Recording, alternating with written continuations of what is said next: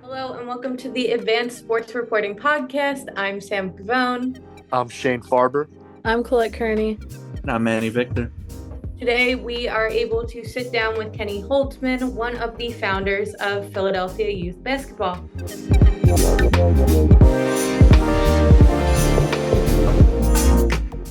We started out by asking Kenny Holdsman about the reason behind starting PYB, and he mentioned how it serves more than just the youth, and how it is ultimately bigger than basketball.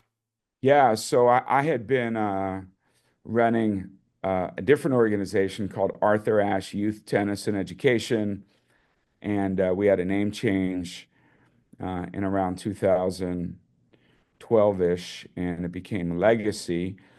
And a number of really caring men and women from the community, particularly the basketball community, would visit me in that center often.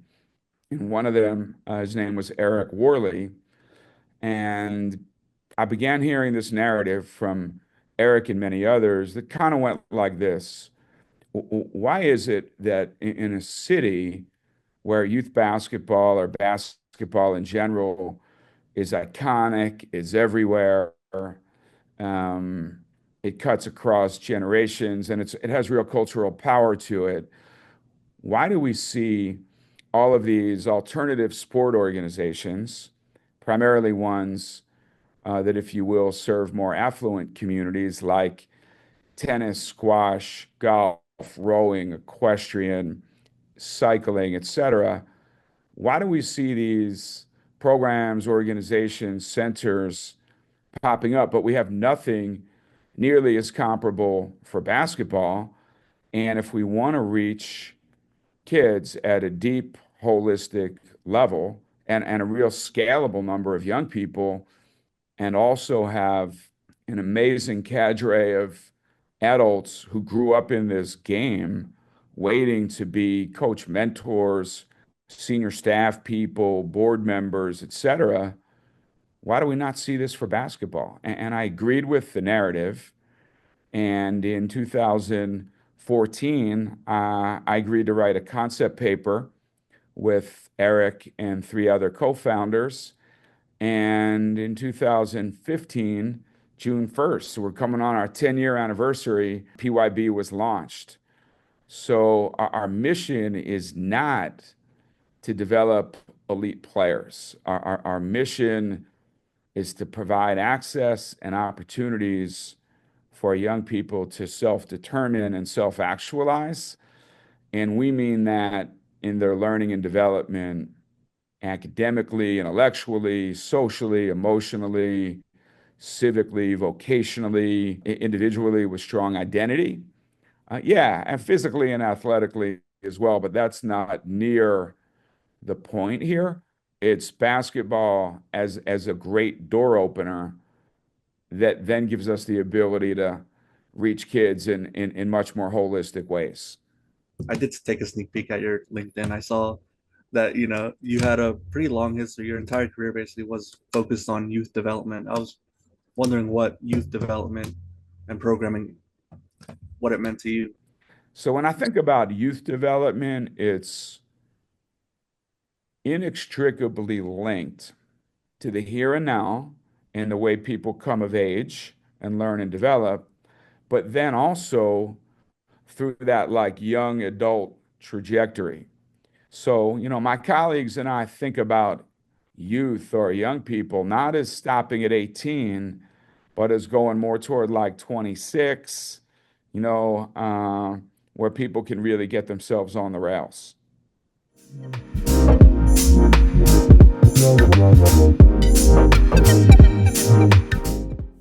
Welcome back to the Advanced Sports Reporting Podcast. In this segment, Kenny Holman talked about Philly youth basketball's roots, its fundraising, and the organization's overall growth since its startup roughly 10 years ago. There are a ton of growth indicators, and I'm also going to share with you a couple what I would call like seminal moments, like breakthroughs that have really fueled that growth. The most obvious way is numbers of young people served. We started out in the fall of 15, with about 20 kids in each of 4 schools, all of which were pretty proximate to Temple University, in our middle school partnership program. And we were doing programming at the school sites during the week and at Temple University on Saturdays, thanks to then Temple coach Fran Dunphy. So 80 kids.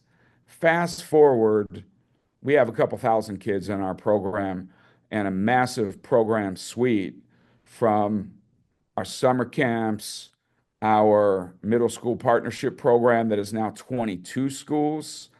We have a Hoop Hers Girls Empowerment program, a high school work-based learning program, youth leadership council program, youth entrepreneurship program where we support a lot of young innovators. We have a program called I Am Because We Are for older youth who have touched the criminal justice system.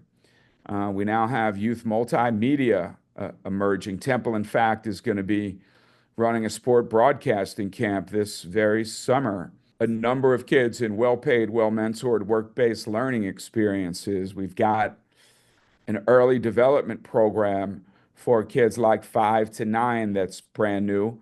And then our academy programs, which are here, which is our core program at the center. So all in, there's a couple thousand kids. Eric Worley and I were the first 2 staff people in 15, my co-founder Eric. We now have 42 full-time staff and about 85 hourly part-time staff. So that's another way. Our annual operating budget, now that we're in this new 6-man center, is trending toward about $7.5 to $8 million a year on an annualized basis. And then we did not have any facility when we began. I was up in a little cubicle at Ballard Spahr, a law firm that helped to incubate us. And fast forward almost 10 years, we just opened up a 100,000 square foot center. How did you secure funding in the beginning stages, and how did it catalyze Philadelphia youth basketball's growth?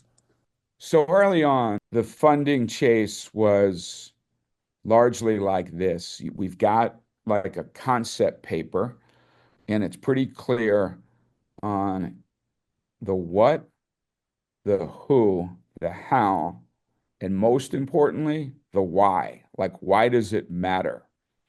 And we had a really clear value proposition for why building a program, an organization, and a center of, by, for, with the community to help lever up the game of basketball into like holistic opportunities and supports for young people to self-determine.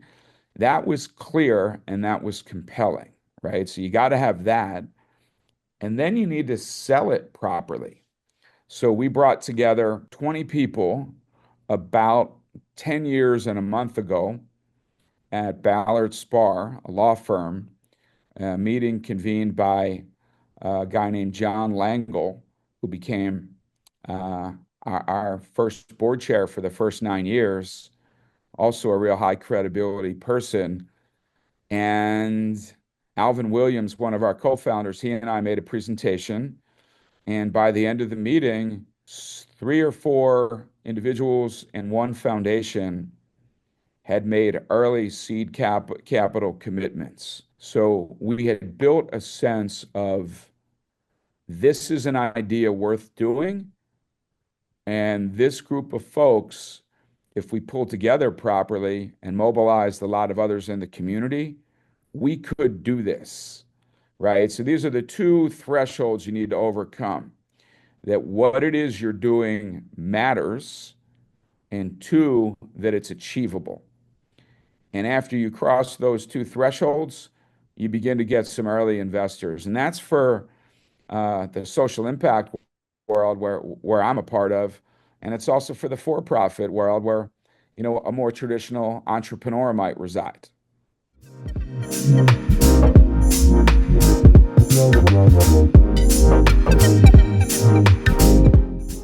In this segment, we touched on challenges PYB has faced since starting up.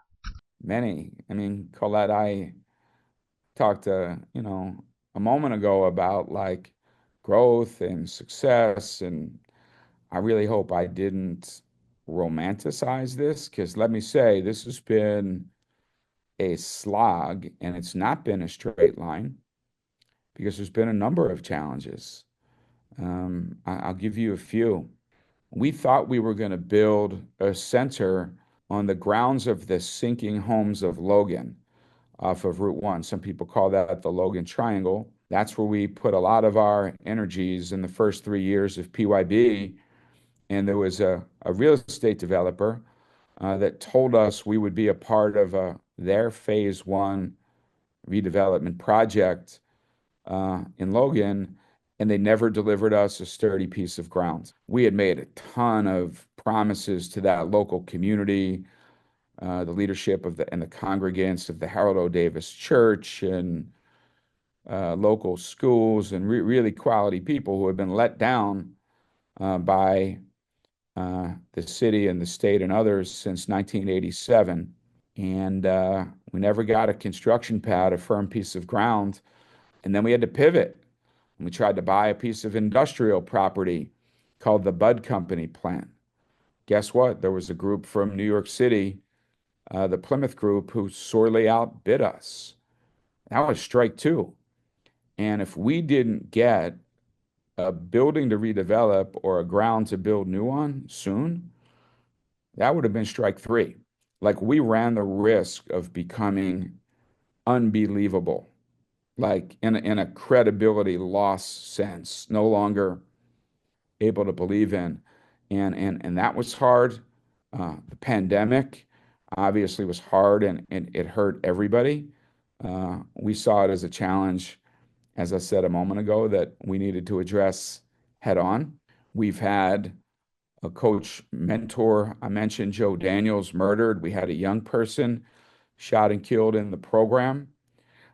We have had philanthropists that we put a lot of time into pursuing that maybe gave us nothing or far less than we had hoped they would or could.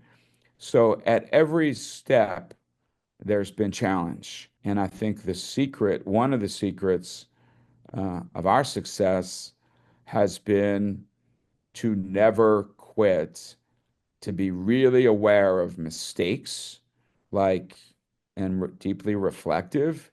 If we had had the opportunity to do this over again, how would we have proceeded? And I would say, in the seat where I sit, Colette, I am not just the biggest cheerleader of this organization. I'm also its fiercest critic. And I think that any startup with any ambition, if one thinks it's always going to be, rosy and you're always going to have success, that's nonsense. I mean, I think sometimes we present to the outside world that we're crushing it. And yeah, we've grown a lot, and we've opened this amazing center, and we're soon to announce a phase two project that's also got a lot of ambition to it. But it has been a decade of serious grind, and with that, a lot of pivots and reflection and things of that sort. Is there something when you were starting PYB and developing it that you wish you hadn't done? Well, I'm sort of on the fence about this one. We announced that we were going to go build a $25 million center. And we did that at a time when we had not a lot of money raised and didn't have a piece of property that we knew we could build on. In hindsight, maybe we should have said we were building a program and an organization. And then a few years later, when we had more of our ducks in order, said that, oh, and by the way, we're also going to go build a center. And here's where it's going to be, and this is when it's going to open. The reason why I'm on the fence is that in some ways, when you start with a really big idea, people can get around it, right? it's not just, oh, it's going to be another sport-based youth development organization in our city. We already have 30 of them or whatever the number was at the time across different sports. I felt like we really needed to come out of the gates with this big, audacious vision. And I'm sure, if I wanted to think hard about it, I could give you three reasons why it's really good that we did that, and maybe three reasons why lesser so. And we could have been more patient and like scaffolded the way we were articulating our ambitions, our agenda to the public.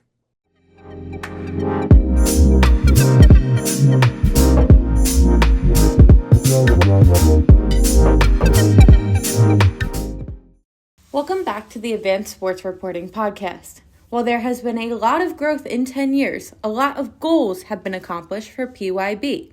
Kenny Holdsman touched on the goals that were accomplished during the startup of this organization and the goals that hope to be accomplished within the next 10 years. So a few goals. I think one is community credibility. I think we have that, although we work hard every day to retain that and to build on it. Another goal was to always be bigger than basketball and the non-basketball programming to be really substantive, and not just be like a little afterthought after kids hoop. We always wanted to, and we have built a real actionable commitment to both racial equity and gender equity, and to be what I call of, by, for, and with the community. And there's lots of indicators of that. We wanted to pull in like literally hundreds of people and dozens of partners to do this with us. Like when you come to the center, and I hope everybody will, you'll see several co-located operating partners who are in this with us. So we've always wanted to like honor the community capabilities already existing in our community, and also to honor like what it is that we're not that good at. And therefore it's like prime for partners to jump in.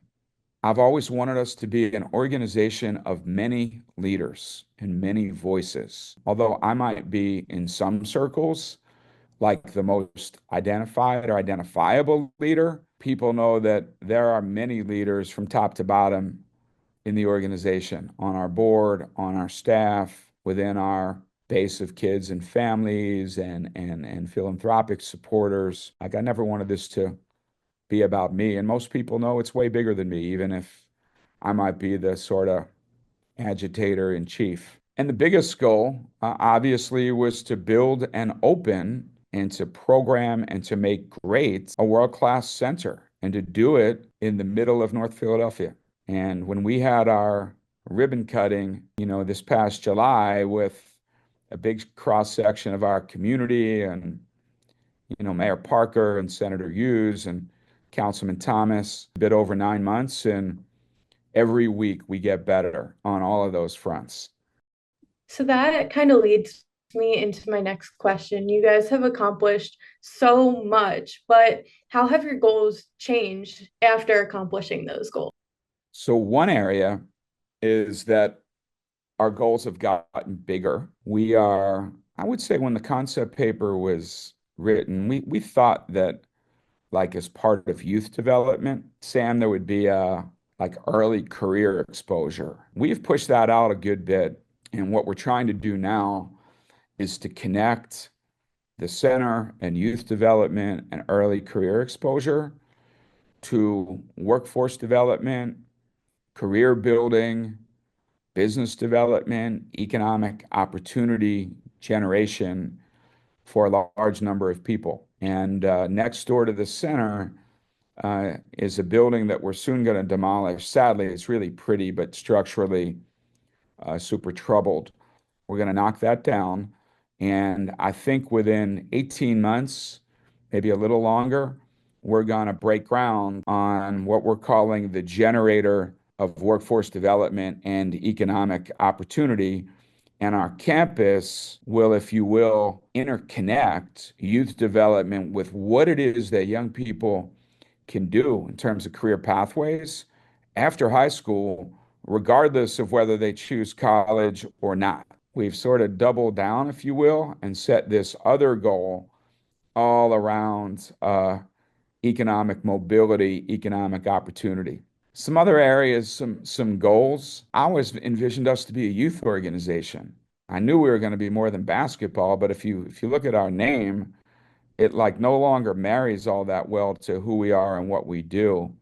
Although there's a lot of brand equity in PYB or Philadelphia Youth Basketball, a number of folks know who we are. But we now have, families that are part of programming, and we're soon going to have a whole community health center that's serving elders and senior citizens and multi-generational families. We have an early development program that my colleague Cynthia Wright Whitley leads. So this whole notion of kinder to career. I don't know if it's going to be kinder to cane in a sense of older folk, but at least career development. That's the new us. And in the sense that takes the goal of like, how do young people self-determine?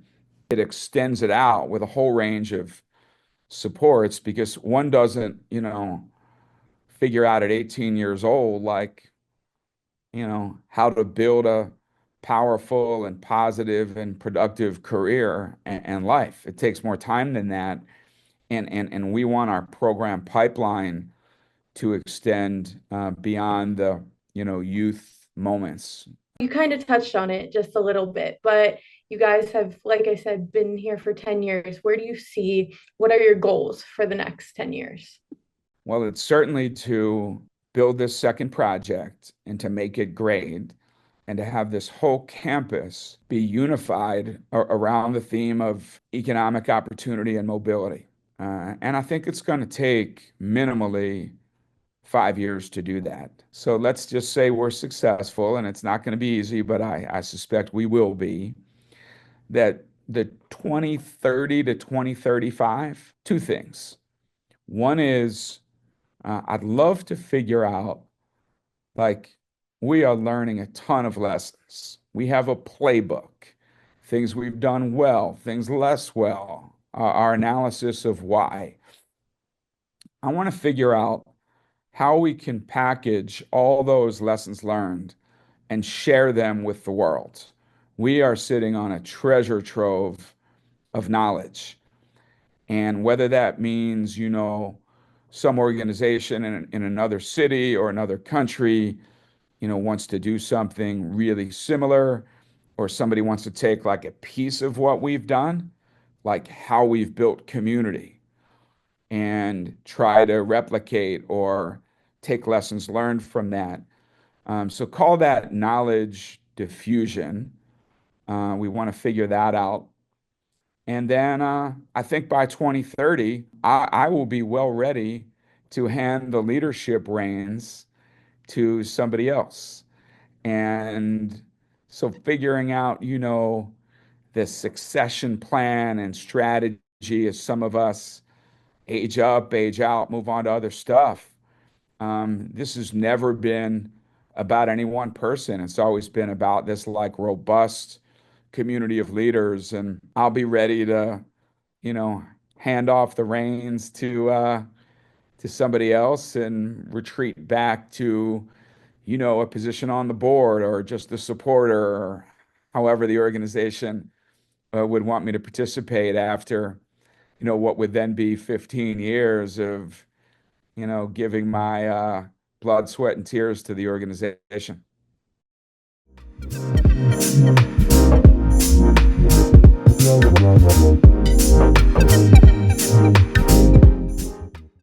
What I thought Kenny said was, obviously you can tell he's really passionate about what he is doing. and helping the North Philadelphia youth community. And obviously, he touched on wanting to eventually help some elders and seniors, which it's honestly great to see. And you can tell he's really passionate about it, but you can also tell that he's almost ready to hand the reins over and see what they can do in different leadership. Yeah, I was gonna say, I think the thing about expanding to elders and even the fact that he said that they don't necessarily go to youth, like they say like 26, they still service, but still going about this in a way that he wants to impact the entire community. He thinks they've done a lot with the youth, but now it's time to do things with everyone. And I think that's really an amazing thing. And you can tell, like you said, he's very passionate about every single area. He's very meticulous in what he does, and everything is done for a reason. Yeah. He is a passionate person, not to beat a dead horse, but you both mentioned about how the plans to build another facility to accommodate older folks, which is obviously exciting.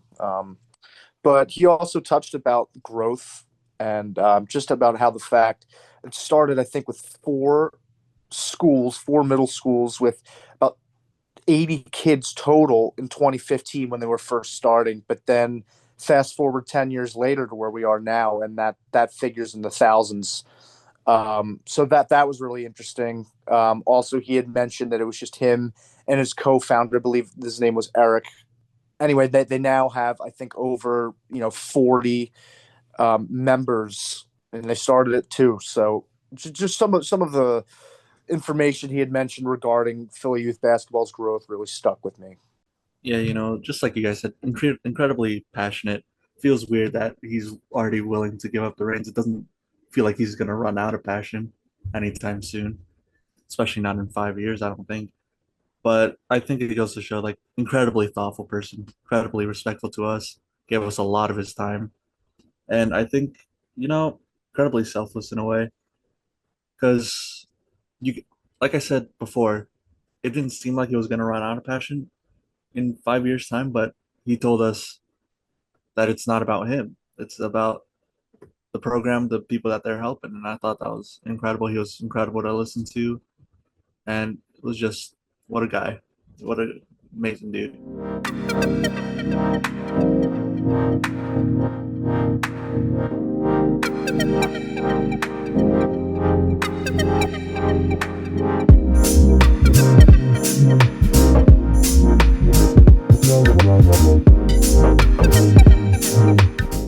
For everyone in this advanced sports reporting group, thank you so much for listening in. And a big thank you to Kenny Holdsman for taking the time out of his day to join us and give us such thoughtful answers. We're very appreciative of it. Thank you all once again for listening, and we'll see you next time on the Advanced Sports Reporting Podcast.